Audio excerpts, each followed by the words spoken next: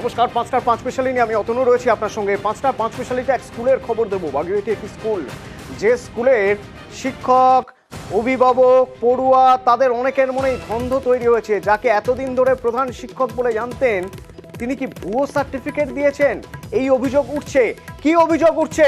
সোমরাজ প্রতিনিধি আমার সঙ্গে রয়েছেন। প্রথমে সোমরাজের কাছে একটু জেনে নেব। সোমরাজ, কি অভিযোগ উঠেছে ওই প্রধান শিক্ষকের বিরুদ্ধে?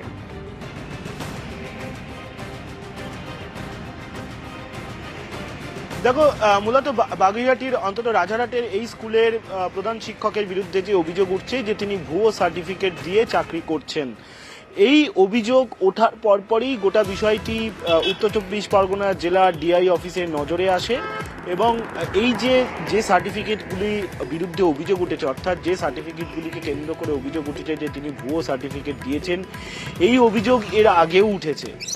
এই অভিযোগ ওঠার পরপরেই উত্তর চব্বিশ পরগনা জেলা ডিআই অফিসের তরফে তদন্ত করা শুরু হয়। সেই তদন্ত রিপোর্ট পর্ষদেও আসে।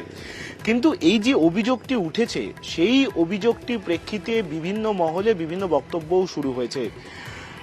তার কারণ অনেকেই বলছেন যে এই অভিযোগ শুধুমাত্র আজকের নতুন নয়, এর আগেও এই অভিযোগ উঠেছিল এই প্রধান শিক্ষকের বিরুদ্ধে। আর সেই জায়গা থেকেই যেটা প্রশ্ন উঠছে, তাহলে কি একজন প্রধান শিক্ষক ভুয়ো সার্টিফিকেট নিয়ে চাকরি করছেন?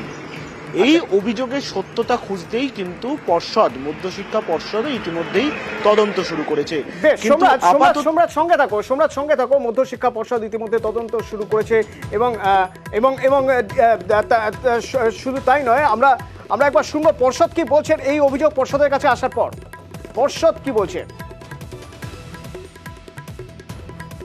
আমরা নির্দিষ্ট প্রক্রিয়া অনুযায়ী আমরা কাজগুলো করছি এবং এখানে যেটা ভেরিফিকেশনের জন্য কলকাতা বিশ্ববিদ্যালয়ের কাছে পাঠানো হয়েছিল, তো কন্ট্রোলার সেকশন থেকে বোধহয় আমাদের কাছে একটা চিঠি এসছে, অভিযোগ হয়েছে। তারপরে আমাদের ম্যানেজমেন্ট রুলস অনুযায়ী যেভাবে করার কথা সেইভাবে আমরা করেছি। সরাসরি তো কোনো অভিযোগ হলে আমরা স্টেপ নিতে পারি না, এটা একটা রুলস আছে, রুলস অনুযায়ী আমরা সেটা করছি।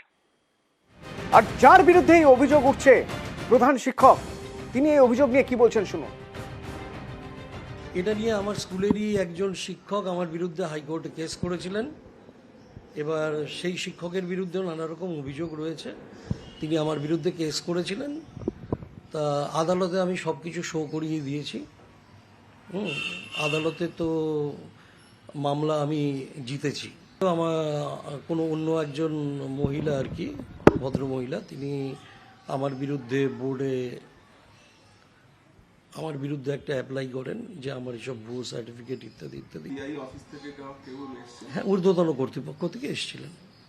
আপনার কাছে যা যা ডকুমেন্টস দেখতে চেয়েছে তারা সব আমি ডকুমেন্টস দিয়ে দিয়েছি তাদেরকে। তারা যা যা আমার কাছে চেয়েছেন আমি সব কিছু দিয়ে দিয়েছি। তদন্ত চলছে, যা যা ডকুমেন্টস তার কাছে রয়েছে সেই ডকুমেন্টস সব তিনি দিয়ে দিয়েছেন। আমরা সকাল থেকে এই খবর দেখানোর পর এরপর স্কুল শিক্ষা দপ্তর রিপোর্ট চেয়ে পাঠালো। স্কুল শিক্ষা দপ্তর রিপোর্ট চেয়ে পাঠালো পর্ষদের কাছে। এ বিষয়ে জানবো আরো। সোমরাজ আমার সঙ্গে রয়েছেন। সোমরাজ, কি জানতে চাওয়া হয়েছে স্কুল শিক্ষা দপ্তরের তরফে?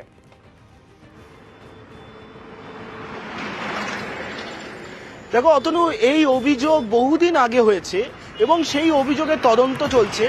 সম্প্রতি মধ্যশিক্ষা পর্ষদ কলকাতা বিশ্ববিদ্যালয়ের কাছ থেকে এই যে ভুয়ো সার্টিফিকেট নিয়ে চাকরি করার যে অভিযোগ উঠছে, সেই সার্টিফিকেটগুলি বৈধ না অবৈধ তা জানার জন্য বিশ্ববিদ্যালয়কে চিঠি লিখেছে। আমরা এই খবর দেখানোর পর এতদিন বাদে স্কুল শিক্ষা দপ্তরের নজরে এসছে গোটা বিষয়টি এবং সেই খবর দেখানোর পর স্কুল শিক্ষা দপ্তর নড়ে চড়ে বসেছে। কেন নড়ে চড়ে বসেছে? সম্প্রতি শিক্ষক নিয়োগ দুর্নীতি কাণ্ডে রাজ্য রাজনীতি তোলপাড় হয়েছে, আর সেই জায়গা থেকেই এবার স্কুল শিক্ষা দপ্তরে ঝুঁকি নিতে চাইছে না। তারা মোট 3টি পদক্ষেপ নিচ্ছে। 1, মধ্যশিক্ষা পর্ষদের কাছ থেকে রিপোর্ট চেয়েছে গোটা ঘটনার।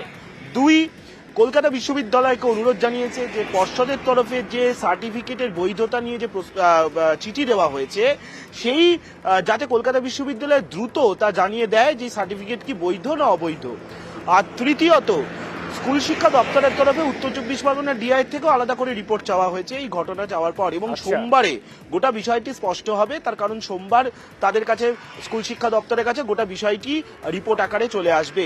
ফলত সব মিলিয়ে এখন মধ্যশিক্ষা পর্ষদ অপেক্ষা করছে যে কলকাতা বিশ্ববিদ্যালয় কি সিদ্ধান্ত জানায়, যে সার্টিফিকেটগুলো নিয়ে অভিযোগ উঠে আসছে সেই সার্টিফিকেটগুলি বৈধ না অবৈধ।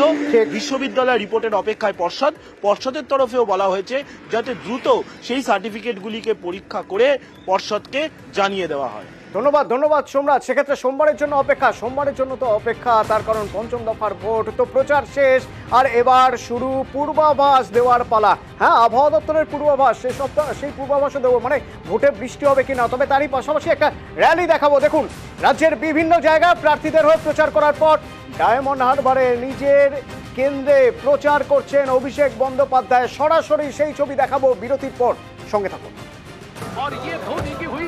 गजब ग्रिप कैसे SRMB जैसे SRMB TMT बार की विन ग्रिप टेक्नोलॉजी सीमेंट के साथ बनाए मजबूत पकड़। Grip is important